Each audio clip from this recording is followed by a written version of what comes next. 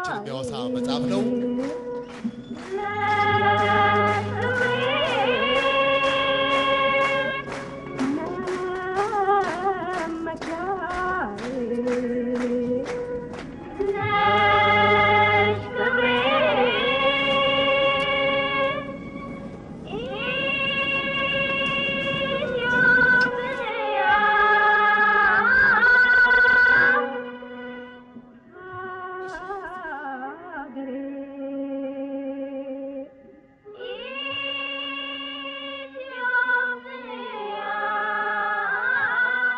አስሊ ጀነራል ጥሪያችንን አክብረው ለቃለ መጠይቅ ፈቃደኛ ሆነው ድረስ ስለመጡ ከልብ አመሰግናለሁ። እኔም አመሰግናለሁ። እንግዲህ እንደሚታወቀው በመስዋዕትነት የጸናው ድልድይ መጽሐፍ ጽፈዋልና ይህን መጽሐፍ ለመጻፍ ምን አነሳሳዎት? ይህን መጽሐፍ ለመጻፍ ያነሳሳይ አንደኛው ምክንያት በእኛ ኮሌጆች በእኛ ወታደራዊ ትምህርት ቤቶች ብዙ ጊዜ የተለያዩ ሪፈራል መጽሐፍ ለማግኘት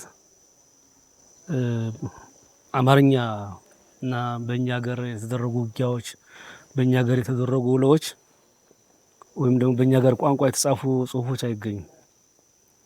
ስለዚህ እኔም ኮሌጅ ስገባ ስላየሁት ይሄ ለወጣት ተማሪዎች ለወጣት ወታደራዊ አመራሮች እንደ ሪፈራል እንዲጠቀሙበት በማሰብ ነው። ሁለተኛ እዛችን መነሻው የሰሜን እዝ እንደመሆኑ መጠን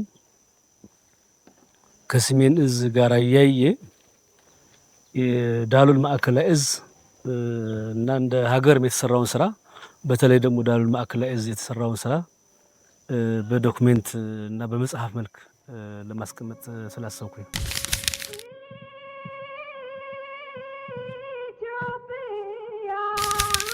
የሰሜን እዝ ሁለመናውን ላለፉት 20 ዓመታት ከጥቅምት 24 በፊት ለነበሩት 20 ዓመታት እዛ ነው ያሳለፈው።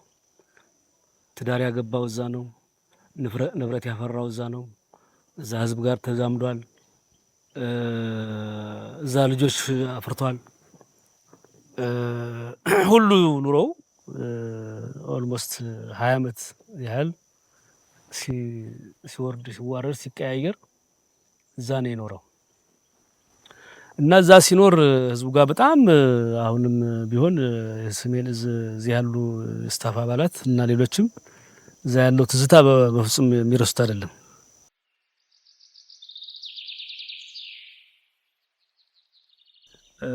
ሁለተኛው ገጹ ህብረተሰቡ ጋር በርካታ ስራ ሰርቷል። የልማት ስራ በሁሉም በደስታውም በመከራውም በልማቱም ከደሞዙም እያዋጣ በጉልበቱም በርካታ ስራ ሰርቷል። ከሁሉ በላይ ከሚያሳዝነው ሁሉ ደግሞ ያን ጊዜ ጥቅምት 24 ውጊያው ሊከፈት ከዛ በፊት በነበሩት ሳምንታት አንበጣ አጋጣሚ በሀገራችን በነበረው አንበጣ ምክንያት እዛ እየዋለ እየመጣ ነው የነበረው። የሚያውቀው ጉድ የለም። ለካሱ ሴራ እየተሸረበበት ነው። ለካ ወጥመድ እየተጠመደለት ነው። ያ ሁሉ መልካም ከህብረተሰቡ ጋር የነበረ ዝምድና ራሱ ከዛ ከነበረው መዋቅር ጋር የነበረው ዝምድና ሰራዊቱ እዛ አምኖ እዛ ውሎ እዛ አድሮ እዛ ከርሞ ምሽጉን እየጠበቀ ባለበት ባላሰበውና ባልገምተው በሚያምነው አካባቢ እንደዛ ሲፈጠር መልሱ ጠጠረውን ወርዳ ችለት ነው እንጂ ከዛም በላይ ብለው ከእንትን ነው ያን ርዕስ ለመጠቀም ወሰንኩኝ ማለት ነው። በተለይ ከለውጡ መምጣት ጋር ተያይዞ የተለያዩ ረብሻዎች እንደነበሩ ይታወቃል። መረባበሾች ነበሩ፣ አለመረጋጋቶች ነበሩ። በተለይ ደግሞ ከለውጡ በኋላ ፒኤልኤፍ ሰዎች ራሳቸው ወደ መቀሌ ወደ ምናምን በመሄድ እዚያ ሀገር ማዕከል ላይ የሚደረጉትን እንትኖች መቃወም እና የሰራዊቱን እንቅስቃሴም በአንድም በሌላ መልኩ የመገደብ እንቅስቃሴዎች ነበሩ። እነዚህ እንቅስቃሴዎች ቢኖሩም ያው አብረን ስላደግን አብረን ስላሳለፍን አብረን ስለኖርን ብዙ ነገር አብረን በተለይ ነባሩ ሰራዊት በአብዛኛው ይህ አይነት ውጊያ በመከላከያ ሰራዊት ይደረጋል የሚል ግምት አልነበረም። ሁለት ግምቶች ነበሩ። አንደኛው ግምት ከአማራ ክልል ጋራ የሆነ ያልሆነ ነገር በመፍጠር ወደ ግጭት በመግባት መከላከያውን ያስራሉ። ሁለተኛው ደግሞ ግምት ያው ታስታውስ ከሆነ ኢሳያስ ሙቷል ምናምን እንዲሆናል ሻዕቢያ ላጠቃ ነው የሚል ወሬ ስለነበረ ወደ ሻዕቢያ ለኩሰው ሊያዋጉን ነው እንደ የሚል ነው እንጂ የኛ ኢትዮጵያዊ የኛ ሚሊሻ የኛ ልዩ ኃይል የተባለ ወደ መከላከያ ኃይል ተኩሳል ተብለን የገመትነው ነገር አልነበረም።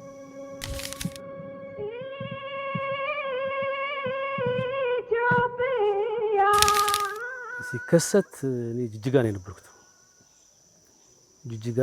ጅጅጋ ሆኜ ነው ጉዳዩን የሰማሁት እና ምን ሰዎቹ አበዱ እንደ ምንድነው የተፈጠረው ብለን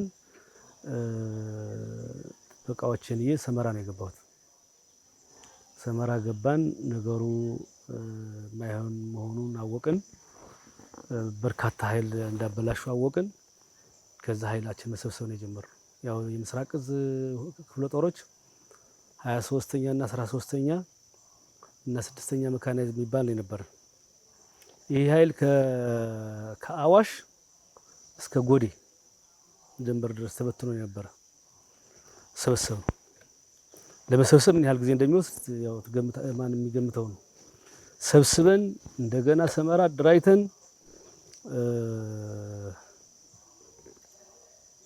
አሁንም በየቦታው እየቀጠለ ነው።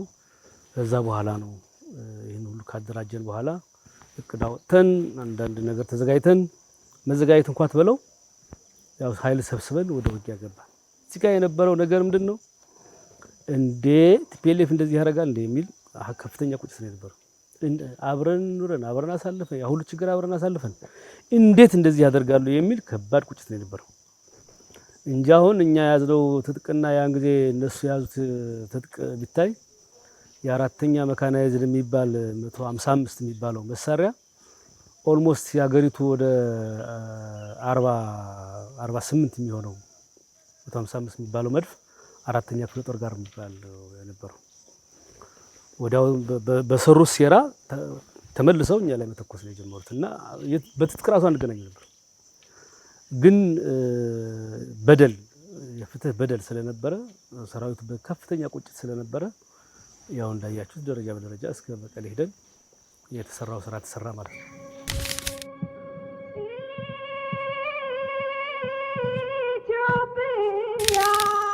ይሄ ነገር በሀገራችን መደገም የለበትም ብቻ ሳይሆን አርሜኒያዊ ስራ ነው ብዬ ነው የማስበው። ፖለቲካዊ የተለያየ የስልጣን ፍላጎት መኖር ለፍትህ መታገል ምንም ችግር የለውም። ለህብረተሰብ ለውጥ መታገል ምንም ችግር የለውም። ነገር ግን ይህንን ባልሆነ መንገድ ለማግኘት ብለህ መጣላት ከሌለብህ ኃይል መጣላት ግን በሁለት መንገድ ተሸናፊ ነው የሚያደርገው። አንደኛው ኃይል ነው የምትበትነው። አሁን ከቲፒኤልኤፍ የምንማረው ኃይል ያጣው ተበደልኩኝ ምናምን የሚል ተበድለዋል እኮ ሊል የሚችል ሰው ነበር እኮ ተበድለዋል እንዴ የሚል ሰው እኮ ብዙ ነበር። ፋይናሊ ኃይል የመበተን ስራ ነው የሰራው ቲፒኤልኤፍ። መምታቱኛ መከላከያ ሰራዊት መምታቱ ብቻ ሳይሆን ለራሱ ኃይል እንዲበተን ያደረገው። እዚህ ኃይል የመበተን ስራ ላይ ቲፒኤልኤፍ መማር የምንችለው ነው። ሁለተኛ እንዴት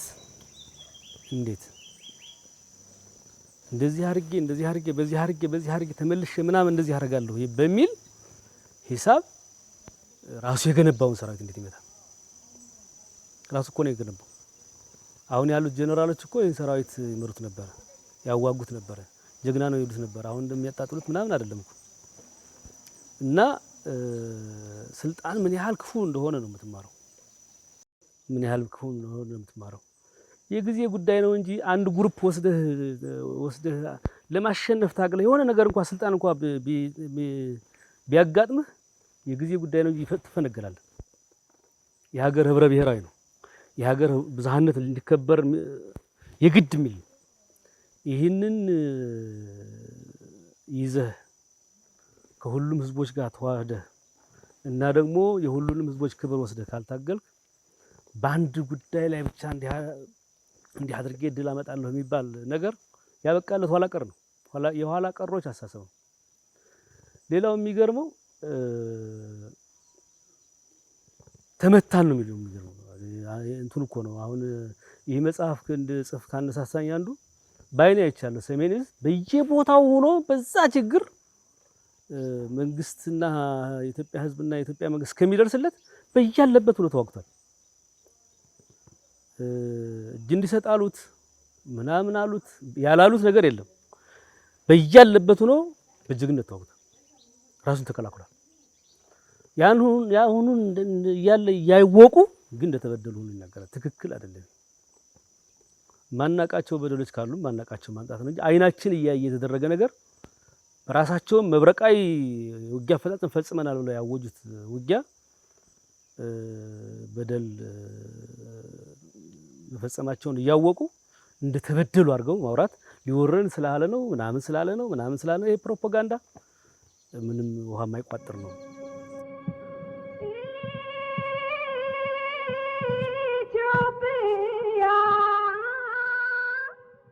ሐቁ ያው የትግራይ ህዝብ ያውቃል። የትግራይ ህዝብ በጣም ነው ያው በመጽሐፉም ገልጫዋለሁኝ። ራሱ ሰራዊት ስንጠይቀውም የትግራይ ህዝብ በዛ ችግር እንጀራውን እያመጣ ብርድ ልብስ እየሰጠ ምግብ እየሰጠ በኋላ በውጊያውም ቢሆን ማን ጥፋተኛ እንደሆነ የትግራይ ህዝብ ያውቃል። የትግራይ ህዝብ ለሰራዊታችን በጣም ነው የደገፈው። እሱ ባይደግፍ እኛ መቀሌ መግባትም አንችልም። ዋናው ደጋፊ የነበረው የትግራይ ህዝብ ነው። ይህ ህዝብ አሁንም አቋሙ ይለወጣል የሚል እምነት የለኝም። ቲፒኤልኤፍ ግን ይቅርታ ሊል ይገባል የሚል አለ። ለሰሜን ዕዝ ይቅርታ ማለት አለበት ብዬ ነው። በተለይ ግለሰቦች አሉ ስማቸውን ልጠራቸው አልችልም። እዚህ ግለሰቦች አሉ ሆሆ ብለው በሃደ መዓልቲ በሰለስተ መዓልቲ ምናምን ብለው ነገር እናስተካከላለን ብለው አደናግረው ያደናገሩ ግለሰቦች አሉ። ይቅርታ ሊጠይቅ ይገባል የሚል እምነት አለኝ። ሌላውን እንዲተመትቻለሁ የሚለው ፕሮፓጋንዳ ይቅርና ያን ጊዜ የሰራው ስህተት እንደ ድርጅት ይቅርታ ማለት አለበት ብዬ ነው የማምነው። እንደዚህ አይነት ጥፋት በሀገራችን እንዳይደገም ነው ማስተላለፍ እንፈልገው። መማር አለብን። ሌላውን መማር አለበት። ከዚህ በሀገራችን አባባል ጉልበት የእግዚአብሔር ነው የሚባል አለ። ለወንድ ልጅ ቀን ነው የሚባል ማለት ብዙ ነው አባባሉ። ለዚህ እንዲህ የሚባል እንደዚህ አርጌ በሳምንት ሰርቼ እንደዚህ እነከሌ አይዋጉም፣ እነከሌ ውጊያ አይችሉም፣ እነከሌ ውጊያ ይችላሉ፣ እነከሌ እንደዚህ ያደርጋሉ የሚል አባባል ከሻቢያ በላይ እብሪተኛ የለም አልነበረም። ሻቢያ ውጊያ ሲጀምር የኢትዮጵያን ሰራዊት እንድቻርጋ አያይም ነበር። እንዴት እንደተነፈሰ ያውቁታል። እነሱ እብሪት ክፉ እንደሆነ ያውቁታል። ለማንኛውም ኢትዮጵያዊ እብሪት ጥሩ አይደለም። በእብሪት የሚደረግ ውጊያ ማሸነፊያ ዘመኑ አልፏል። አሁን ያለው ነገር ተዘጋጅተህ ሎጂስቲክ አዘጋጅተህ አብቅተህ ከቴክኖሎጂ ጋር አብረህ በሳይንስና በጥበብ እና በጥሩ ዶክትሪን አመራር ስትራቴጂካል አመራር ኑሮህ ካልሆነ በስተቀር እንዲህ በሆያ ሆየ እንዲህ በእንትን የሚደረግ ውጊያ ሊቀርብን ይገባል። ሁሉም ኢትዮጵያውያንም ከዚህ መማር አለብን። ይሄ በየቦታው ጠበንጃ ይዘን እንደዚህ የምንለው ነገር አገራችን ወደ ኋላ ሊወስደን ካልሆነ በስተቀር ወደፊት አያራምደንም። ይልቁንስ አሁን የተጀመረ እንነጋገር፣ በጠረጴዛ ዙሪያ ይሁን ጉዳዮቻችን መፍታት ያለብን። ኢብን ምንም ችግር የለውም አንዱ ትክክል ያልሆነም እንኳን ስልጣን ቢይዝ የሚቀየረው ሰላማዊ በሆነ መንገድ ይሁን። እንዲህ እያደረግን ስንሄድ ነው ሁሉም ብሔርና ብሔረሰቦች የሚሳተፉት፣ ባህላችን ታሪካችን የሚያድገው፣ ህብረተሰቡ ወደፊት የሚገሰግሰው። የተገኘችውን እያጠፋን በመሄድ ኢትዮጵያን ወደፊት ማራመድ አንችልም። ካለው ላይ እየደመርን ካለው ላይ እየጨመርን በመሄድ ነው ኢትዮጵያ የምታድገው የሚለው የበርካታ ወጣቶች አስተሳሰብ አለ። አሁን ሀገራችን ላይ እየመጣ ያለ ጥሩ ሀሳብ አለ። ይህንን ወደፊት በማውጣት እነዚህ ጠመንጃ ተሸክመው በየቦታው የሚዞሩ ሰዎች ደግሞ ኋላ ቀር መሆናቸውን በመገንዘብ አገራችን ወደፊት መውሰድ አለብን ሁላችን፣ በተለይ ወጣቱ የሚል ሀሳብ ለመስጠት ነው።